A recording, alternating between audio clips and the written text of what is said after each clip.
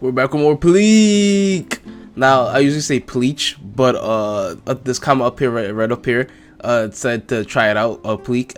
If you guys don't like it, we go back to Pleach. Then we just go back to the same old thing that we always say for before. Also, I just woke up, so that's why my voice sounds like this right now. But that does not matter. We're back with more Pleek. Jesus Christ, bro. I don't understand how this arc can just keep getting better and better and sort of like topping stuff a little bit, but like it's just a lot of fun, especially with the last two episodes that we had so far for the 1,000 Year Blood arc. But fuck all that, fuck all of it, throw it out the goddamn window, because my goodness gracious, why the fuck are they jumping my boy Kenpachi? Stop jumping him. Bitches trying to copy what I do, but they can't be me. Roof is off the coupe, I'm super cute, you bitches off the loop.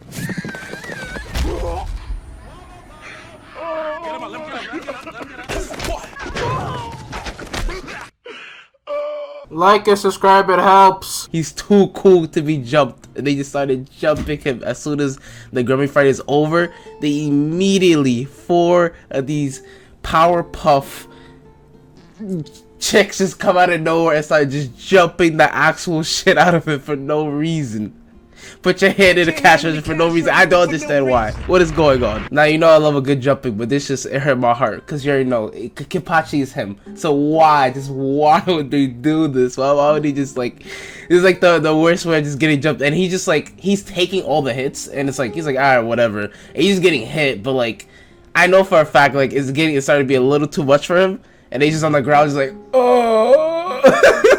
It looks a little bit like the from the SpongeBob the Grandma Rolling Cases. That shit is a little funny, but like a little sad at the same time. It hurt my heart to see that. But then the main man himself, Himothy himself, comes out of the sky at Mach 30, and it's a building. And immediately comes to save Kenpachi, and it's like the most fastest flash I've ever seen in my life. Like literally millisecond, he's like right next to him. Everyone's like, what the fuck, what is going on?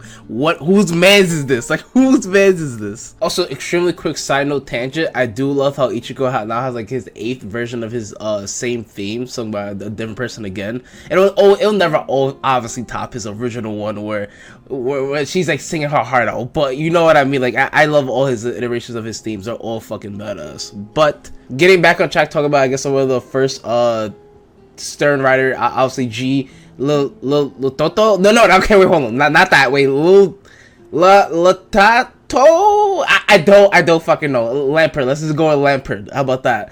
Lampert was just, it seems like it's like a big ass jaw, but then when she does like her release, it seems like she like chomps down on things, which is like it's pretty mid, but like it's still alright. Like it's okay. Then there's Stern Rider P, which is Minenes, which seems that she seems to like just be like really strong, especially in the episode, I think later in episode, or maybe it was in the next episode, where she like punches Ichigo and like he just goes a little bit flying and stuff like that. So it seems like her power is just like more or less just strength. She's like a pink strength girl, which seems pretty cool. I did like that. Then there's Giselle.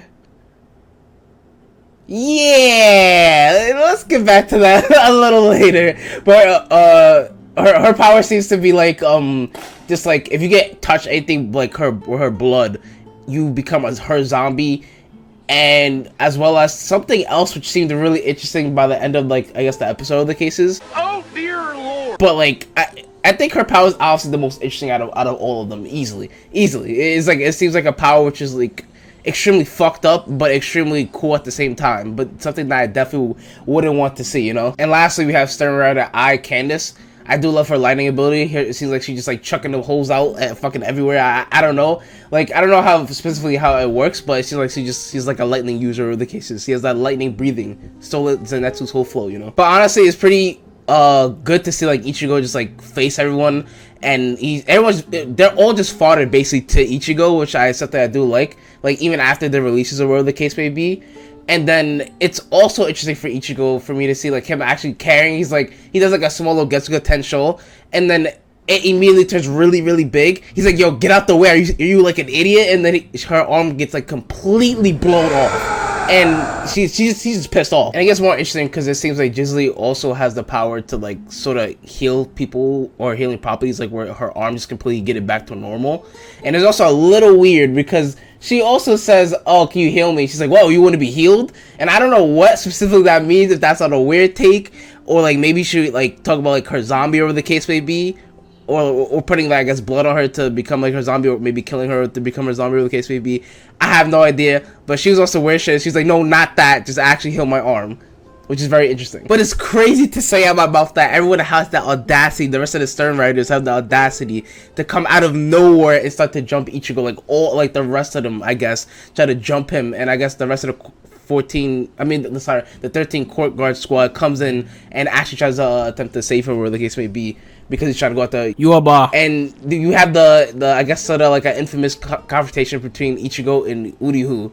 And just like him just sitting there like looking down on him, it's just like, it's really sad to see after like all these I guess chapters or months or years, or the case may be, Uriho just like, you know what, I'm gonna be part of these Stern writers, I'm gonna be part of Yuaba and stuff like that, and I'm just gonna like say goodbye to every or the cases, even though no one wants to give up on them. They're gonna beat him the hell up and take them back down with them, well, by however means they have to do it. It doesn't matter. And they've been a team for so long. It's like, come on. It's like we have to know the reason why he's doing this. And two, even if we do know the reason why he's doing this, he's gonna come back to the group, unless he like for some reason like dies, or the case would be, which would really suck. Now, in my opinion, we get to the more interesting stuff, especially in the next episode, marching out the zombies. Basically, when we see all of the stuff that happens in it, which is just like, one, some of the hollows that came from the Roncar arc come back, which I sort of don't understand. So if anyone can explain that down to me in the comments section, please go ahead and explain it to me.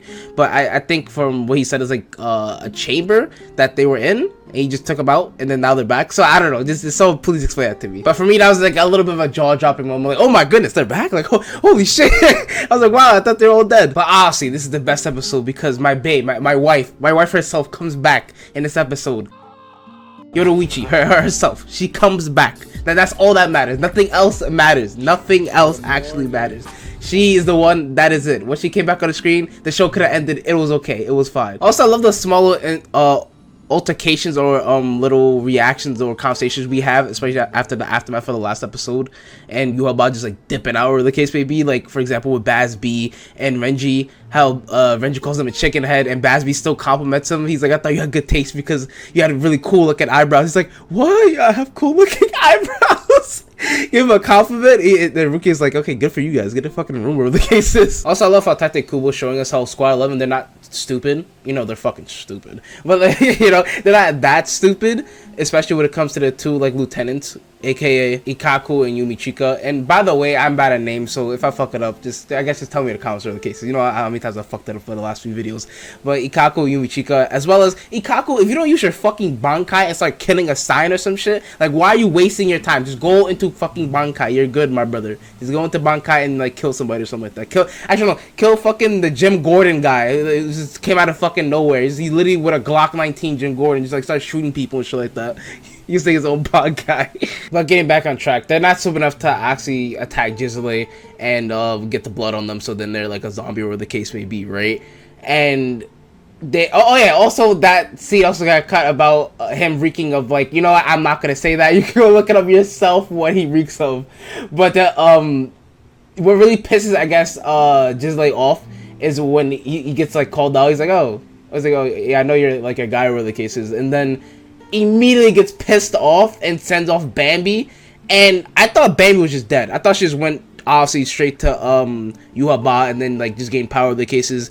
Bambi is just like a fucking, now she's like a dark-skinned zombie or the case may be, which is horrific and disgusting and terrifying, because one can just be healed by Jizzle, one, and then two, she seems to be begging for something, which it looked really weird. Like, I don't know if she was begging for either more blood or cases, or for something else, which is really fucking weird, which is really making this character even more weird than what I thought before. But like, Jesus Christ, that shit is terrible. Talk about fate worse than death. And also, I love how Yumichika is also beefing with that old Hollow. Like, he's just beefing with like these two people, and it seems like he's not having a fun time. He's supposed to fight both of them, which is pretty funny. Oh yeah, and before we head out, the last thing I want to talk about is it better not be what I think it is. Hey, boy, ain't no fucking way, boy. Boy, ain't no way, boy. Still on tip. My eyes like deceive me? Like, relax, bro. Or is this a Because I swear, if this is what this is, right? He's the biggest Alot bleach. I don't give a fuck what nobody say to me or talking about. I do not care. I humbly don't care. It's just like I'm done. I usually defend this man. He used to have like at least a few W's on his hand in cases, but like his L's are too fucking big. It's too big. I can't. What do you want me to say and do at this point? Like it's over. It's so Joe over now at this point. But other than that, thank you all for watching. Thank you for all the love support. Thank you for 300 subs as well. Thank you for liking, subscribing. Thank you for everything. All right. I'll see you guys in the next one. Thank you guys. Peace.